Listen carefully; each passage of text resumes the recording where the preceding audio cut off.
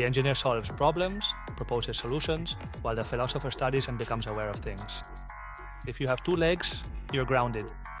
That's what the engineer does. They conduct research and in the end propose mechanisms that can be improved, but that work. Politicians, you were saying? Given the current general level of politics, a lot of people ask this question. What would you think if we were governed by artificial intelligence? And there are people who say, well, given the current state of politics, maybe it would even be better, right?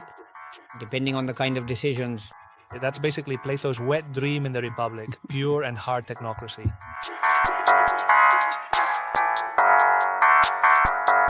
Hello and welcome to our show, The Red Telephone, from our homemade channel on Friends. We keep bringing in guests, we keep sharing our knowledge with you, and well, once again, as I do at the start of every show, I want to thank you all for following the channel. As you know, we recently surpassed 50,000 subscribers and we've passed 1 million views. And well, the idea is to keep trying and even improve.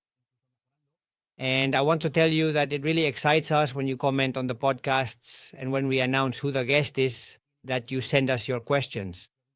Because in the end, we are here so that you can learn and enjoy the podcast. And without further ado, I'm going to introduce today's guest, someone I'm especially excited to have with us because, well, I've known him for a while for other reasons, but he's truly passionate about artificial intelligence, technology in general, and computer science.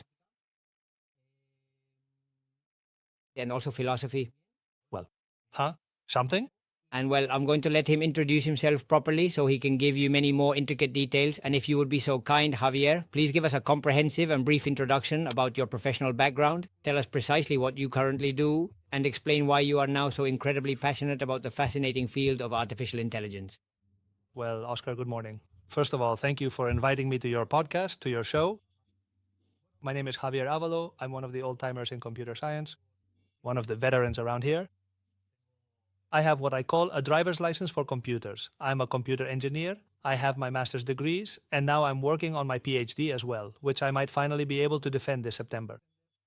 And, well, my thing with artificial intelligence, as you mentioned, isn't a recent passion. Artificial intelligence came into my life naturally, stemming from computer science and technology. My first encounters with this tool, which in the end is just a tool, as we'll see, were back in the 80s, programming in Lisp, programming in Prolog, working at a low level.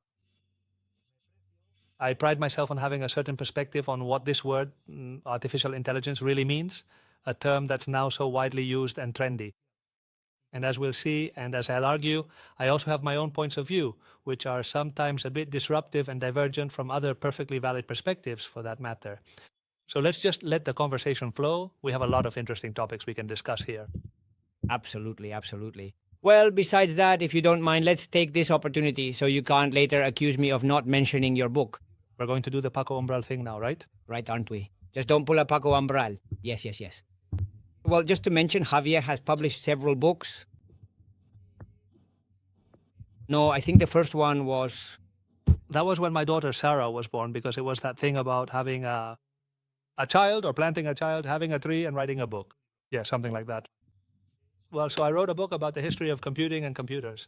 There are two very important concepts here that will come up in the conversation. Computing and computers are not the same thing. That's why it's important to distinguish between the history of computing and the history of computers. And it's also a story, or rather several fascinating human stories, about how things have evolved. The people, the events, everything that has driven computing as such. Because like any human story, it's incredibly interesting. That's the first one I wrote. Then in the context of my thesis, I wrote a prologue to artificial intelligence.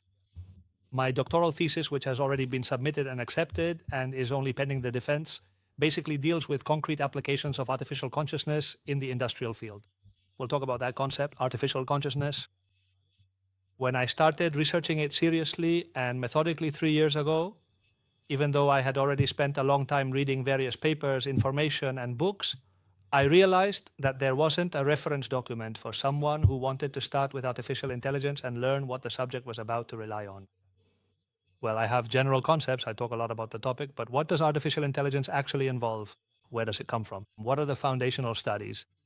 What were the first mechanisms endowed with the kind of intelligence we're talking about? Well, in this prologue, everything is written out, everything is perfectly outlined, and the entire bibliography is seamlessly connected.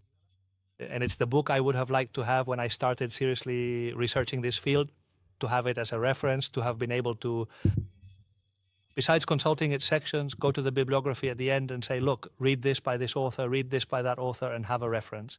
That's another book in the field of AI research.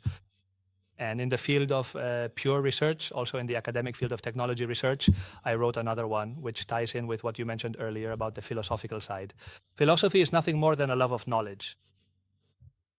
We will try. It's essential to always want to learn and know, and not to look down on any kind of knowledge. It seems like we're always at odds.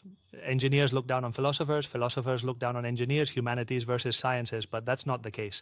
So this, computer science, the world as information and representation, paraphrases Schopenhauer, who spoke of the world as will and representation, and plays with the ambiguity of the title to discuss and to propose. This is the thesis of the book. That in reality, the world, reality, what surrounds us is information, and how that information manifests itself. And just to wrap up this introductory monologue, now that summer is here, we put on nice shirts and do different things.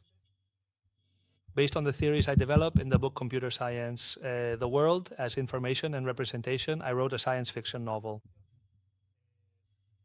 It might end up being turned into a screenplay for a movie.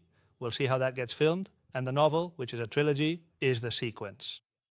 And it's a story that largely takes place in the Rebolosa colony, which is there in La Rioja, in Los Cameros. It's a story of intrigue, a thriller, science fiction, and time travel. It's fun. I had a great time writing it. And that's what we're contributing for now. Well, which is no small thing, because we'll talk more about that later.